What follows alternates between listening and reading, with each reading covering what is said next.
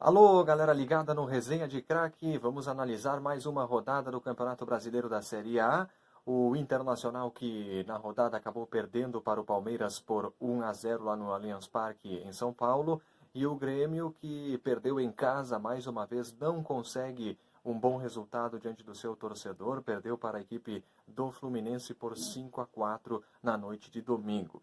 Pois começando com o jogo do Internacional no sábado, o Inter, que começou perdendo para a equipe do Palmeiras por 1-0, o gol foi marcado pelo Daverson aos 14 minutos do primeiro tempo, e até aquele momento o Palmeiras era melhor. O Palmeiras havia criado duas chances claras de gol no jogo, uma com o Daverson num cabeceio e o Dudu em um novo cabeceio, as duas chances na bola aérea.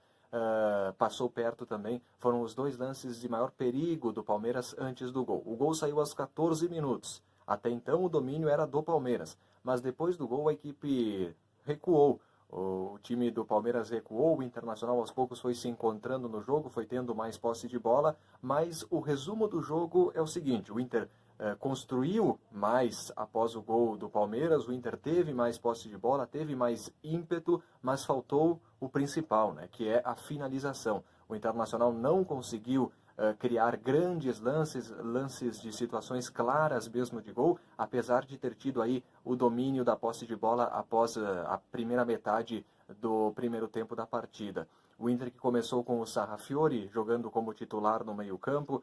O Nico Lopes do meio para frente era o único jogador que tentava criar algo na individualidade, né? O que infelizmente é comum no time do Internacional. Muitas vezes a gente vê o Nico Lopes do meio para frente sendo o único jogador da equipe colorada que busca criar situações de perigo. E foi assim no jogo contra o Palmeiras no sábado também.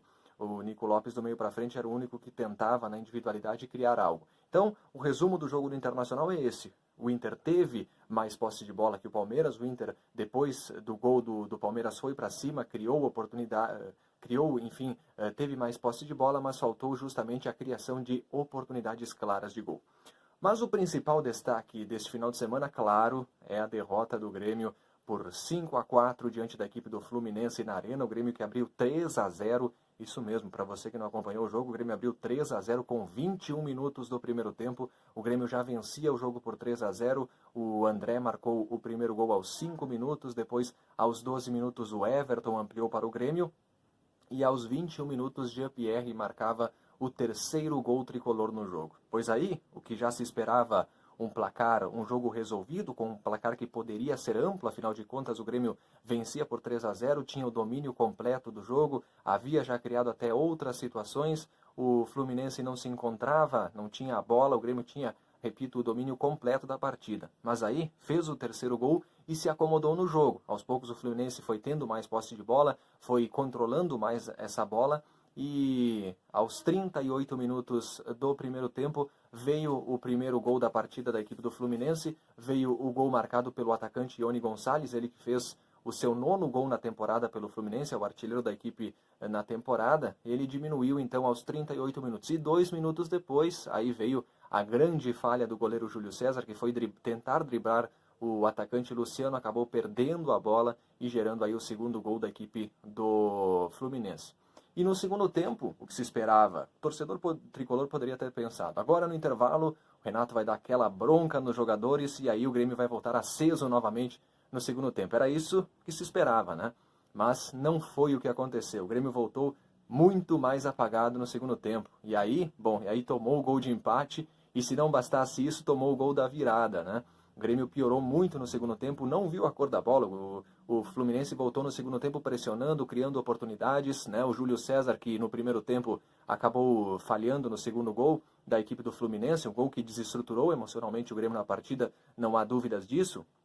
Mas no segundo tempo, se não fosse o Júlio César, olha, o Fluminense poderia ter resolvido o jogo muito antes do que resolveu, né? Resolveu o jogo, conseguiu a vitória só lá no finalzinho, aos 46 minutos, com o gol do Iony Gonçalves, mas poderia ter resolvido muito antes se não fosse o Júlio César no segundo tempo, fazendo pelo menos 5 grandes defesas. O destaque negativo, o principal destaque negativo do jogo, na minha opinião, vai para a defesa do Grêmio, né, que mais uma vez foi muito mal. O Grêmio, que sempre se caracterizou por uma defesa sólida, aliás, era a defesa menos vazada entre os times da Série A, né, na temporada, Mas hoje foi muito mal a defesa do Grêmio. O pênalti que o Kahneman cometeu no segundo tempo demonstra o quão o emocional do Grêmio estava alterado nesse jogo de hoje, né? Então o Grêmio realmente foi muito mal. O segundo tempo do Grêmio foi pífio, foi péssimo, né? Defensivamente, a bola entrando, a bola aérea principalmente entrando a todo momento, todas as jogadas do Fluminense que soube explorar bem essa bola aérea, porque a todo momento ela entrava na defesa do Grêmio, e aí o Grêmio conseguiu ainda o empate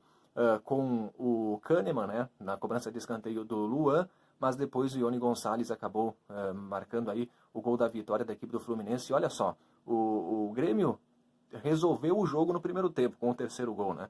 E o Grêmio fez questão de complicar a partida, né? O Fluminense não venceu o jogo por ser um bom time. O Fluminense venceu o jogo porque o Grêmio deu a vitória ao Fluminense. Assim foi a partida de hoje. Talvez, na minha opinião, esse seja o resumo do jogo. O Grêmio tinha a vitória nas suas mãos, estava construindo a vitória e resolveu dar a vitória ao Fluminense. Porque por conta própria, o Fluminense não tem qualidade para vencer o Grêmio. O Grêmio é melhor que o Fluminense. Mas o Grêmio fez questão de dar a vitória ao Fluminense hoje na Arena e se complicar nesse início de Campeonato Brasileiro, que não acontecia, um início ruim dessa forma não acontecia desde 2010, quando o Grêmio nas primeiras 3 rodadas teve um empate e 2 derrotas, e agora o Grêmio novamente chega então a esse número de 2 derrotas e um empate nas 3 primeiras rodadas do Campeonato Brasileiro. O Grêmio agora que já pensa no próximo jogo, pelo Campeonato Brasileiro no próximo sábado, diante da equipe do Corinthians, lá na Arena Itaquera, e o Inter volta a campo no domingo no Estádio Beira-Rio contra a equipe do Cruzeiro, esta próxima rodada do Campeonato Brasileiro da Série A